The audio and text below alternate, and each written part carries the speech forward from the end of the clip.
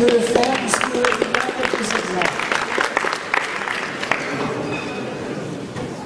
Ce que je voudrais dire aussi par rapport à un autre sujet d'actualité qui me tient particulièrement à cœur, c'est qu'il se prépare une réforme dans notre pays que nous ne devons pas laisser passer. Et je souhaite que sur Désir d'avenir, on puisse se mobiliser contre cette réforme. Je veux parler de la réduction de la retraite des mères de famille.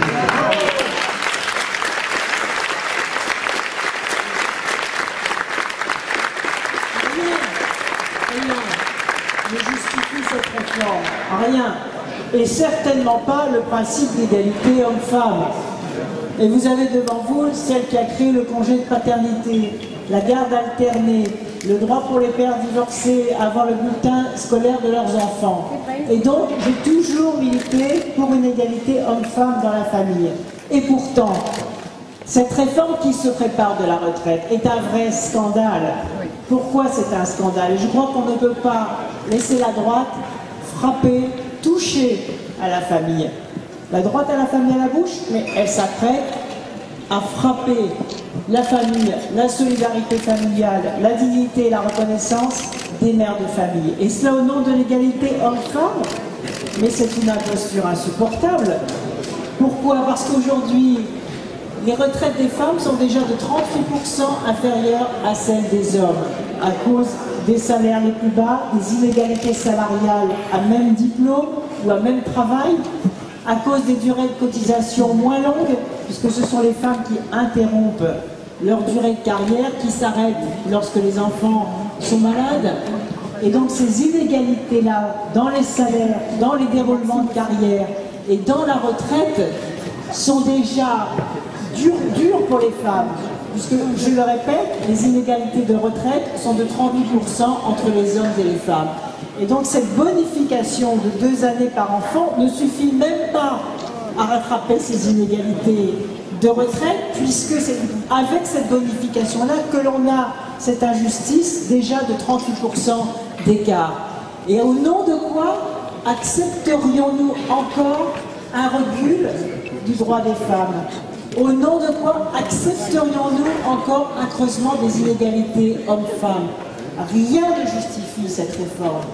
Et ceux qui nous disent au sein de ce gouvernement qu'ils sont sommés par les instances européennes ou par la Cour de cassation de réformer la loi, mais c'est très simple sur le plan juridique, c'est très simple. Il suffit de dire que si on retire aux femmes cet avantage, les inégalités vont se creuser. Et donc une telle réforme est contraire au principe d'égalité entre hommes et femmes, puisque si ces principes ont été inscrits dans les textes européens, dans les déclarations des droits de l'homme et de la femme, et dans la Constitution, c'est bien pour permettre un rattrapage des inégalités au profit des femmes. Et donc au nom de quoi faudrait-il accepter une telle réforme qui va son chemin? J'observe même, et c'est un tabou, que dans les organisations syndicales, la défense des femmes est très peu relayée, puisque dans la réforme précédente déjà du système de retraite, dans la réforme de Raffarin, déjà les femmes ont été très durement frappées, puisque l'allègement de la durée de cotisation a entraîné un creusement des écarts entre hommes et femmes, puisque les durées de cotisation des femmes sont massivement des durées incomplètes.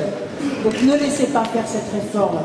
Ne laissez pas faire, mais je n'y reviendrai pas, j'en ai parlé tout à l'heure, le système de l'écotaxe. À quoi servent ces réformes? Tout simplement emballer dans le principe, à remplir les caisses que ce gouvernement a vidées par sa mauvaise gestion. C'est la seule raison. Donc ne nous laissons pas abuser.